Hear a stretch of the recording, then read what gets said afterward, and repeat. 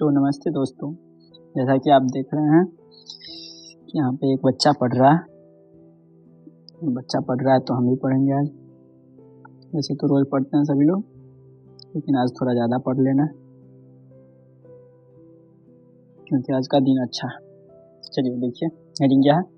PSSC office attendant 50 Hindi previous year MCQ day 1। आज हमारा हिंदी का पहला दिन है, तो देखते हैं कि हिंदी में कैसे कैसे क्वेश्चन है। हिंदी में ज़्यादातर क्वेश्चन व्याकरण से पूछे जाते हैं क्योंकि अब सिलेबस का तो लगभग टाइम ख़त्म है। क्योंकि हमेशा एग्जाम में प्रीवियस ईयर में भी देखिएगा तो ज़्यादातर व्याकरण ही पूछा जाता है। तो देखते हैं कि कैसे कैसे सवाल है। तो जैसा कि आप देख रहे हैं कि पहला सवाल रामचरितमानस यानी कि रामायण से आ गया है। तो हम सभी लोग रामायण देखे हुए हैं बचपन में। तो देखते हैं, राम कह रहा है सवाल कि रामचरितमानस के रचयिता कौन है, यानी कि रामायण जो है, रामायण के लेखक कौन है। तो रामायण के लेखक कौन है? तुलसीदास जी। कौन है? तुलसीदास। Option B. तो यहाँ पे ऑप्शन बी सही होगा आपका। अगला सवाल देखते हैं। अगला सवाल है स्वराज मेरा जन्मसिद्ध अधिकार है, किसने कहा?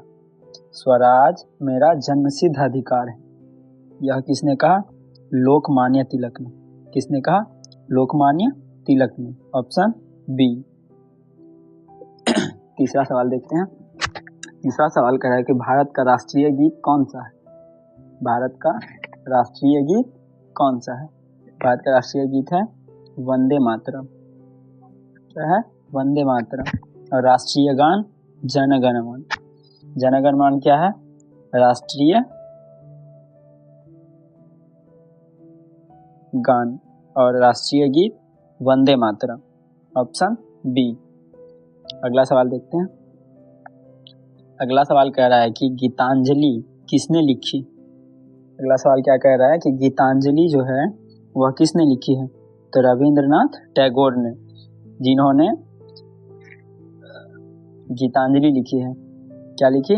गीतांजलि। अगला सवाल कह रहा है कि गोदान किसकी रचना है? गोदान जो कहानी है वो किसकी रचना है? तो गोदान की रचना है प्रेमचंद्र की। किसकी? प्रेमचंद्र की। Option B. अगला सवाल देखते हैं। छठा नंबर सवाल कह रहा है कि विद्या ददाति विनयम का क्या अर्थ है? विद्या ददाति विनयम का क्या अर्थ है? तो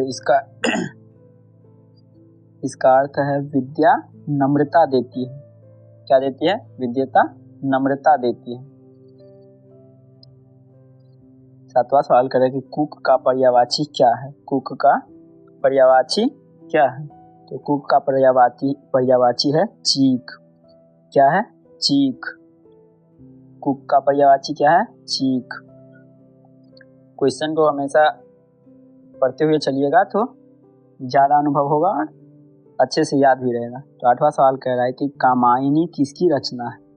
कामायनी जो है यह किसकी रचना है? तो कामायनी रचना है जयशंकर प्रसाद की। किसकी? जयशंकर प्रसाद की। Option A. अगला सवाल देखते हैं। नौवां सवाल कह रहा है अपना कि निम्न में से कौन तद्भव शब्द है? क्या है? निम्न में से कौन तद्भव शब्द है? तो कौन सा शब्द तद्भव है? चलिए बताइए। तो पानी जो है तद्भव शब्द है। क्या है? तद्भव। अगला सवाल देखते हैं। नीलकमल में कौन सा समास है? नीलकमल में कौन सा समास है? नीलकमल में है कर्मधारय समास। कौन सा समास? कर्मधारय समास। अगला क्वेश्चन देखिए। अतिथि का संधि विच्छेद क्या है? अतिथि का संधि विच्छेद क्या है? अतिथि का संधि विच्छेद है अति जोड़ तिथि। Option D. क्या? अति जोड़ तिथि। अगला क्वेश्चन देखते हैं। अगला क्वेश्चन कह रहा है कवि शब्द में कौन सी संधि है? कवि शब्द में कौन सी संधि है? तो कवि शब्द में यन संधि। कौन संधि है? यन। Option D. कवि शब्द में कौन सी संधि है? यन संधि। अगला सवाल देखते हैं। कह रहा है कि राम के समान का एक शब्द होगा। राम के समान, कह रहा है कि राम के समान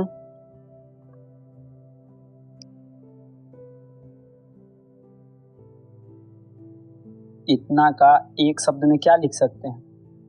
तो राम के समान का एक शब्द होगा रामवत। क्या होगा? रामवत। ऑप्शन डी, रामवत। अगला क्वेश्चन देखते हैं। 14 नंबर क्वेश्चन कह रहा है कि जो लिखा न जाए का एक शब्द होगा। कह रहा है कि जो लिखा न जाए, तो क्या लिखा नहीं जा सकता है? ऐसे इसका आंसर होगा अवर्णीय। क्या? अवर्णीय।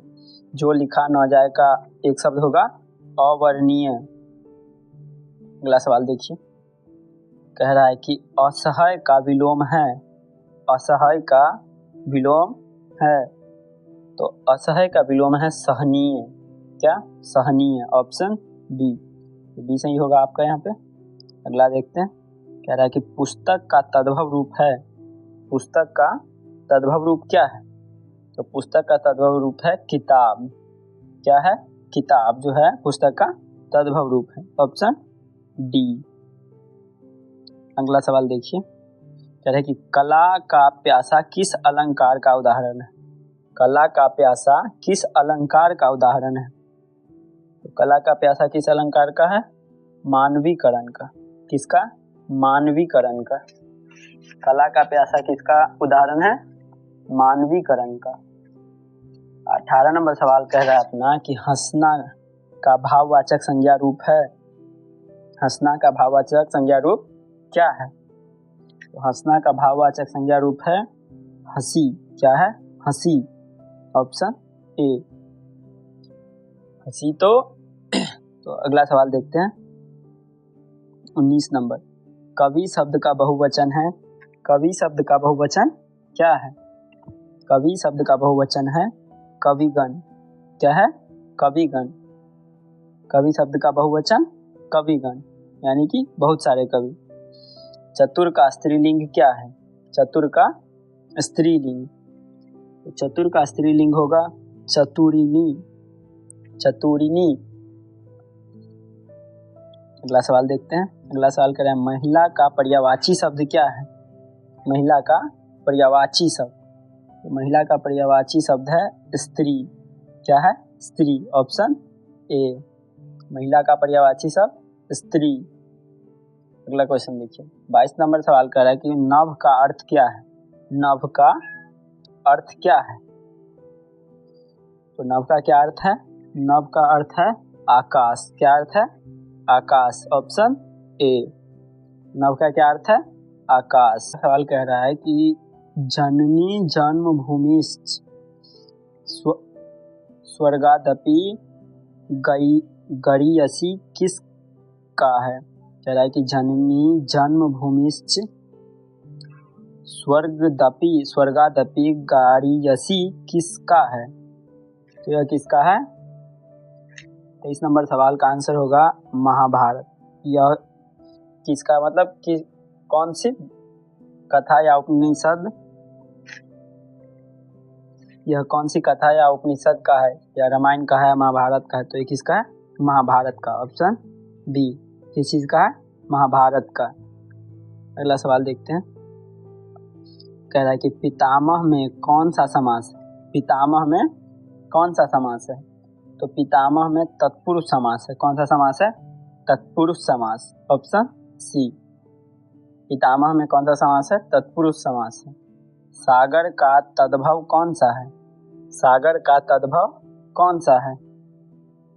सागर का तद्भव है समुद्र, समंदर और समुंदर। तद्भव तीनों हैं, तो सागर का तद्भव सभी, समुद्र, समंदर और समुंदर, तीनों क्या है? सागर का तद्भव रूप है।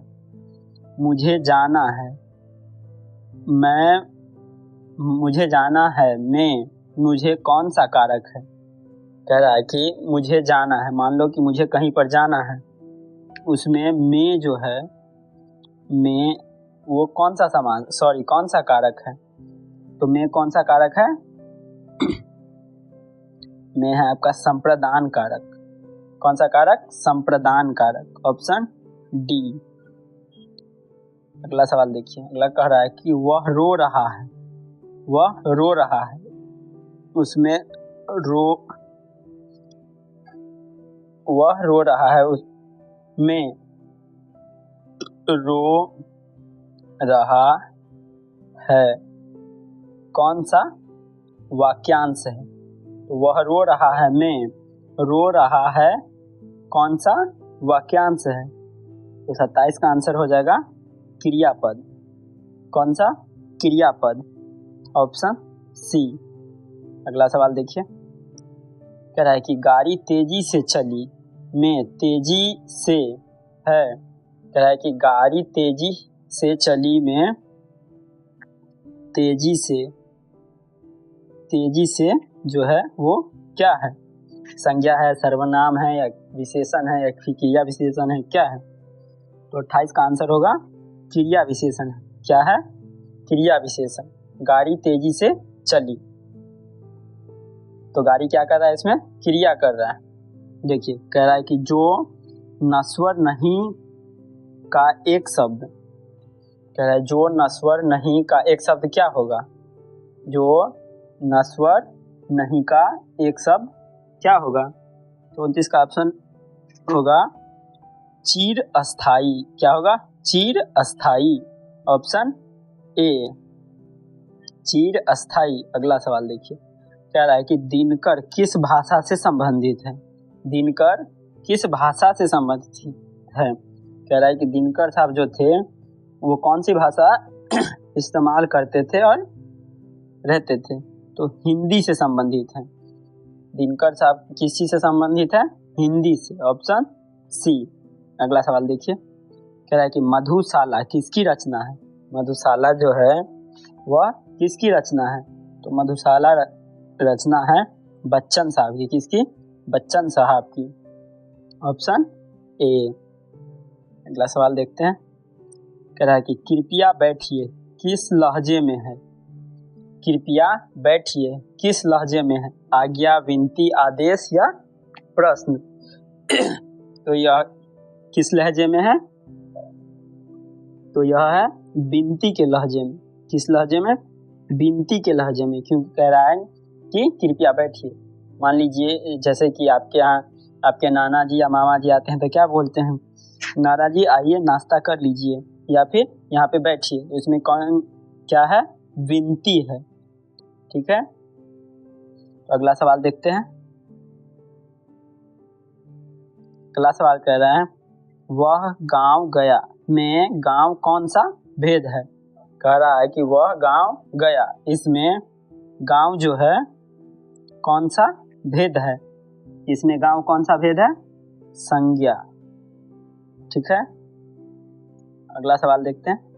कह रहा है कि आकाश में तारे टिमटिमा रहे थे में अलंकार है। आकाश में तारे टिमटिमा रहे थे, इसमें कौन सा अलंकार है? इसमें कौन सा अलंकार है? मानवीकरण। कौन सा? मानवीकरण। अगला सवाल देखते हैं। कह रहा है कि कविता किस शब्द का स्त्रीलिंग रूप है? कविता कौन सी शब्द का स्त्रीलिंग रूप है? तो कौन सी शब्द का स्त्रीलिंग रूप है? काव्य का। किसका? काव्य का स्त्रीलिंग रूप। काव्य का स्त्रीलिंग रूप क्या है? कविता। क्या है? कविता। इसका आंसर होगा ऑप्शन ए। अगला सवाल देखते हैं। अगला सवाल कह रहा है कि मृग का बहुवचन क्या है? मृग का बहुवचन क्या है? तो मृग का बहुवचन है मृग। क्या है? मृग।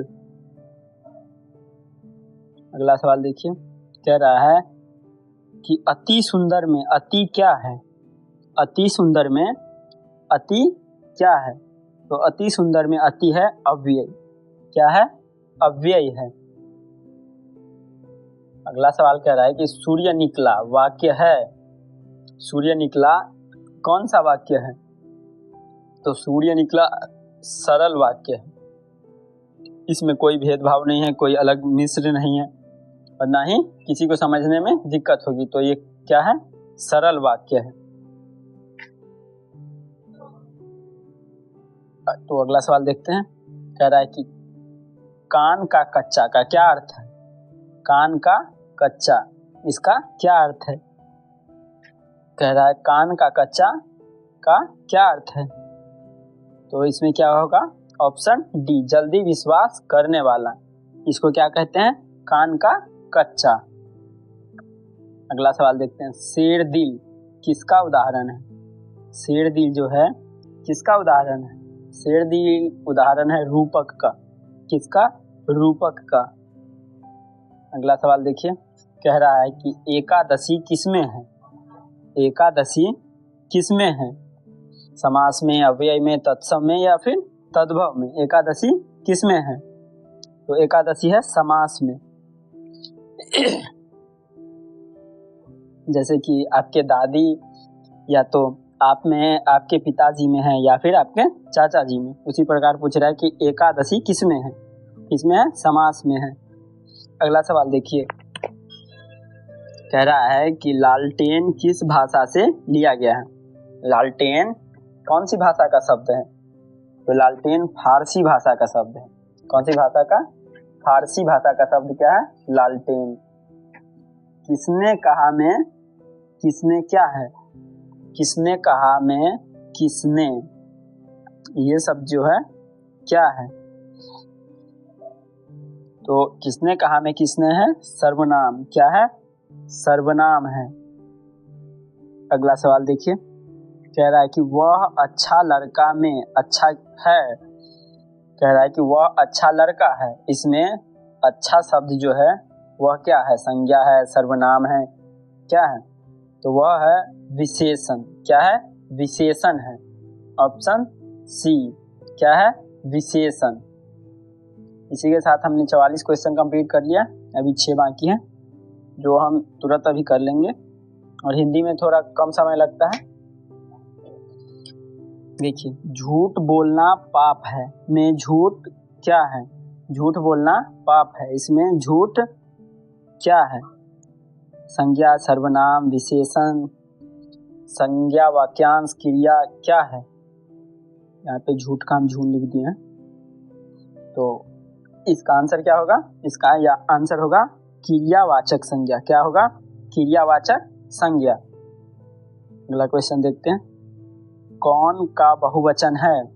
कह रहा है कि कौन, इसका बहुवचन रूप क्या होगा? तो कौन का बहुवचन है? बी, कौन कौन। बहुवचन कौन कौन।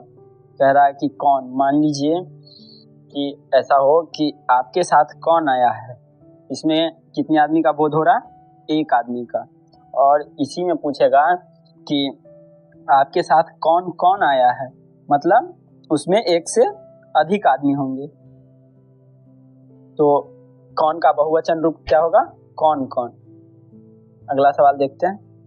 कह रहा है कि ठंडा का स्त्रीलिंग क्या होगा? ठंडा का स्त्रीलिंग क्या होगा? तो ठंडा का स्त्रीलिंग होगा ठंडी। अभी भी ठंडी का समय है, तो ठंडा का स्त्रीलिंग क्या होगा? ठंडी। 48 नंबर सवाल देखिए। भारत छोड़ो आंदोलन कब शुरू हुआ? ये हिंदी का नहीं, ये इतिहास का सवाल आ गया यहाँ पे। वैसे जीके में ले सकते हैं इसको। भारत छोड़ो आंदोलन कब शुरू हुआ? तो भारत छोड़ो आंदोलन शुरू हुआ था 1942 में। कब हुआ? 1942 में। कह रहा है कि अहिंसा परमो धर्म किसका सिद्धांत है? अहिंसा परमो धर्म, यह किसका सिद्धांत है? जैन धर्म का। किसका सिद्धांत है? जैन धर्म का। आपका क्या सिद्धांत है? क्या यह सिद्धांत पे आप विश्वास रखते हैं? कमेंट में जरूर बताएं। कह रहा है कि नमो नमः किस भाषा का शब्द है? नमो नमः किस भाषा का शब्द है? तो यह कौन सी भाषा का शब्द है?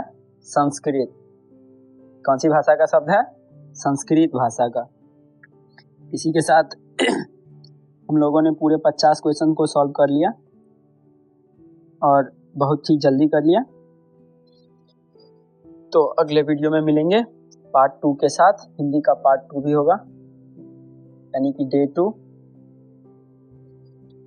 तो अगर वीडियो अच्छा लगा हो तो लाइक करें और साथ में सब्सक्राइब करें और अपने दोस्तों के साथ पढ़ें, अकेले ना पढ़ें। क्योंकि हमने पहली वीडियो में भी बताया था कि दोस्तों के साथ पढ़ने से ज़्यादा बेटर और एक्सपीरियंस मिलता है। तो चलिए इसी के साथ